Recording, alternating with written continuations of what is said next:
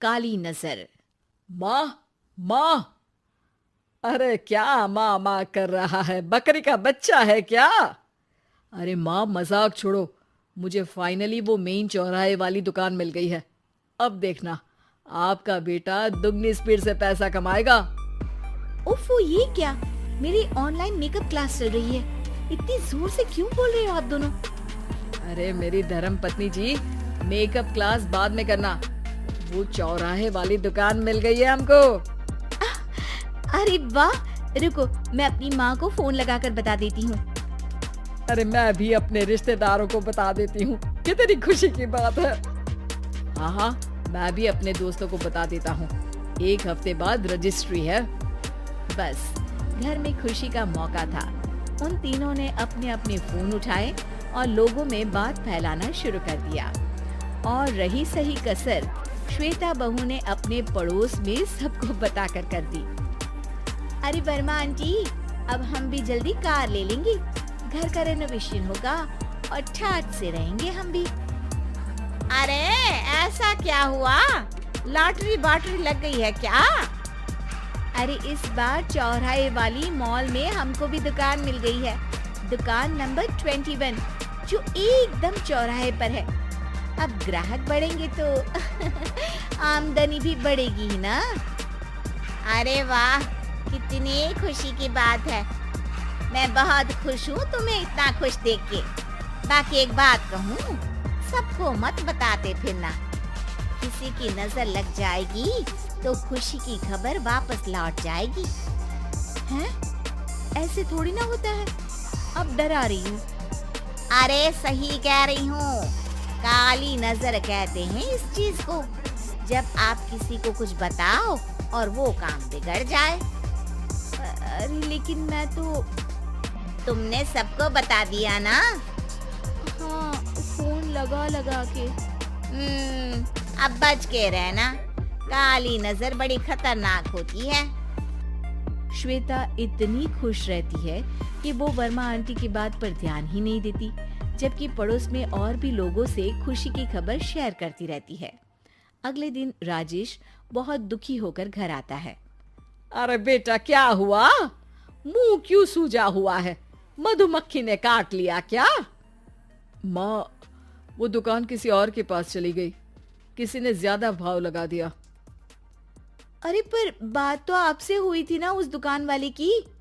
हाँ, आज मैं टोकन अमाउंट देने गया था, तब मुझे पता चला। कोई आकर सुबह मुझसे पहले ही ज्यादा अमाउंट दे गया। काली नजर। क्या? क्या कहा? वर्मा आंटी ने समझाया था कि किसी को बताना मत, वरना काली नजर लग जाएगी। अच्छा, तुम्हें उनकी बात मान लेनी चाहिए थी। उनकी बात मान लेती, लेकिन उसके पहले ही सबको बता चुके थे ना हम तीनों। अरे अगली बार से ध्यान रखेंगे। कोई भी नई चीज होगी तो किसी को नहीं बताएंगे। तीनों कुछ दिन ऐसे ही रहते हैं, पर एक दिन श्वेता को एक मेल आता है।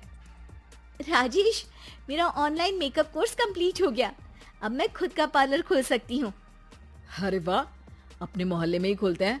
ये जो घर के सामने दुकान है ना, वहीं। हाँ, यहाँ सस्ती भी मिल जाएगी।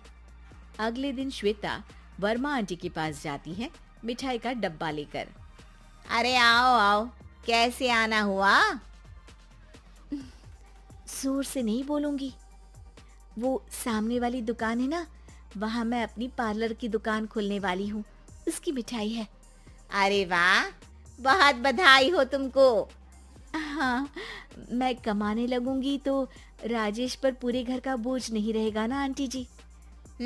ये तो है, पर ये बता कि तूने ये बात किसी और को तो नहीं बताई ना? अरे नहीं नहीं, पिछली बार गलती कर दी थी। काली नजर लगी किसी की और राजेश के हाथ से वो दुकान चली गई थी। सबको मत बताना। चलो मैं चलती हूँ, कल दुकान की बात करने भी तो जाना है। अगले दिन श्वेता दुकान के लिए मालिक से बात करने जाती है। अरे लेकिन दुकान तो हम कल रात को ही किसी को दे चुके हैं। कल ही? हाँ, कल ही। 2 दिन बाद कोई यहाँ पार्लर भी खोल लेगा। अब कहीं और दुकान देख लीजिए। अरे पर हमको भी तो पार्लर ही खोलना था। हाँ भाई, ये एक ही दुकान है, आधी आधी तो नहीं दे सकता ना मैं। राजेश और श्वेता घर पर हताश होकर आ जाते हैं।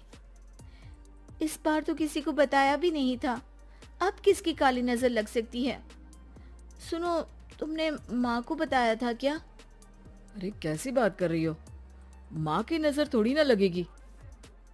पक्का तुमने किसी को नहीं बताया था ना? सिर्फ वर्मा आंटी को बताया था, उन्होंने ही मुझे किसी को नहीं बताने को कहा। अरे यार, तुम भी सही हो, मेरी माँ को नहीं बताने को कह रही हो, पर वर्मा आंटी को बताना तुम्हें जरूरी लगा। अरे वर्मा आंटी ने ही तो काली नजर के बारे में बताया था ना, वो हमेशा हमारा भला ही तो चाहती है। मेरी माँ भी हमारा भला ही चाहती है। अरे पर चिल्ला क्यों रहे हो, बात नहीं कर सकते क्या आराम से? नहीं आता वो आराम से बात करना, और करना भी नहीं चाहता हूं मैं। दुकान जाने का दुख गुस्से में बदल गया था और राजेश और श्वेता में बात बंद हो गई थी। 2 दिन बाद मोहल्ले में पार्लर का इनॉग्रेशन हुआ, जिसमें मोहल्ले के सभी लोगों को बुलाया गया, पर श्वेता, राजेश और माँ नहीं जाते। माँ, अंदर आ जाओ, क्या देख रही हो? अरे नया पार्लर देख रही हूँ अपने आंगन से। देखो, माँ को दूसरे का सुख देखने में कितना मजा आ रहा है, मेरा दुख नहीं दिख रहा इन्हें। यहाँ मेरा पार्लर भी तो हो सकता था।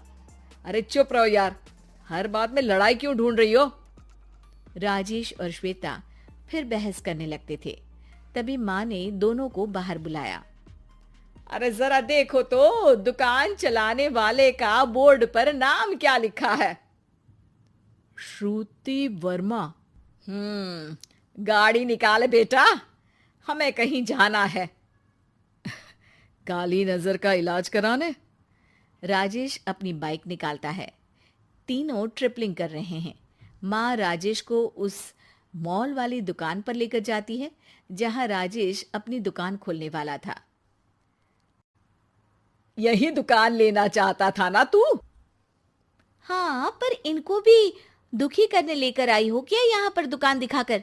वहां काफी नहीं था? अरे श्वेता, थोड़ा सब्र रख, अभी पता चलेगा कि हम यहाँ क्यों आए हैं। बता, इस दुकान चलाने वाले का नाम क्या है? अनुपम वर्मा। कुछ समझ में आया? वो दुकान वाली श्रुति वर्मा, ये दुकान वाला अनुपम वर्मा, और हमारे पड़ोस में हमने उस दुकानों के बारे में बताया किसको था?